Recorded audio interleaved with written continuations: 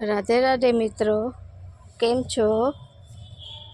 આજે હું તમને વર્મી કમ્પોસ્ટ કઈ રીતે બનાવવાનું તે આજે હું તમને બતાવીશ.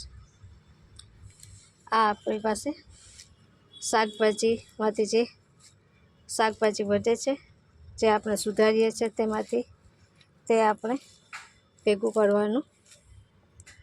અને આ માટી છે તે બે મિક્સ કરવાની. આ મેં વર્મી કમ્પોસ્ટ બનાવ્યું છે, તે તૈયાર થઈ ગયું છે. આ મેં માર્ચ મહિનામાં બનાવ્યું હતું.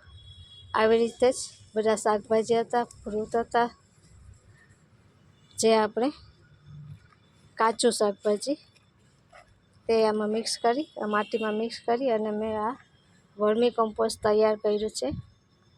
આ અત્યારે વર્મી કમ્પોસ્ટ તૈયાર થઈ ગયું છે, આપ જોઈ શકો છો. વર્મી કમ્પોસ્ટ આ આપણે ફૂલના પ્લાન્ટ, શાકભાજીના પ્લાન્ટ, તેમાં આપણે આ નાખીએ તો તેનો ગ્રોથ એકદમ વધે છે અને સારા પ્રમાણમાં ફૂલ આવે છે. આ પૂરેપૂરું વર્મી કમ્પોસ્ટ તૈયાર થઈ ગયું છે. આપણે હાથમાં આવી રીતે લેવાનું અને હાથમાં તે જોતે નહીં તો આપણે સમજવાનું કે તે પરફેક્ટ વર્મી કમ્પોસ્ટ બની ગયું છે. અને આમાંથી ખુશ્બુ આવે, દુર્ગંધ નહીં પણ ખુશ્બુ આવે. તો વર્મી કમ્પોસ્ટ તૈયાર થઈ ગયું છે. હવે આપણે આ માટી છે અને આ શાકભાજી છે તે તેમાં નાખી દઈશું. આપ જોઈ શકો છો, આ કોબીમાં છે, ડુંગળી છે, કારેલાના કટકા છે, બીટ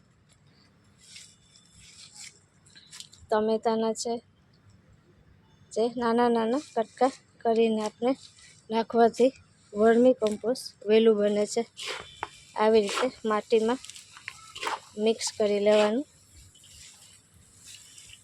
અને તેમાં થોડું વર્મી કમ્પોસ્ટ થોડું નાખવાનું, જેથી તે ઝડપથી બનશે.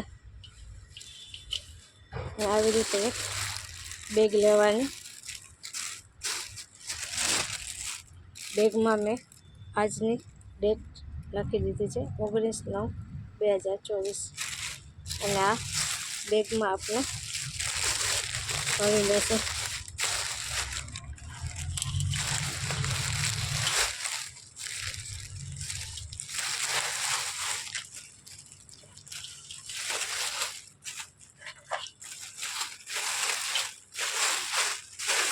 અને પછી તેને આવી રીતે ઉપરથી પેક કરી દઈશું અને અહીંયા નાના નાના હોલ કરી લઈશું, તેથી તેમાં તેની હવા અવર જવર થાય. આ વર્મી કમ્પોસ્ટ આપણે 3 મહિનામાં તૈયાર થઈ જશે. જ્યારે તૈયાર થઈ જશે ત્યારે આપણે ફરી જોશું. આવી રીતે તે કમ્પ્લીટ તૈયાર થઈ જશે.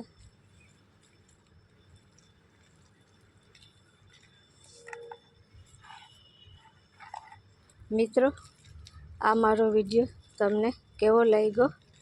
ગમ્યો હોય તો શેર કરજો, લાઈક કરજો અને સબસ્ક્રાઈબ કરજો. રાધે રાધે.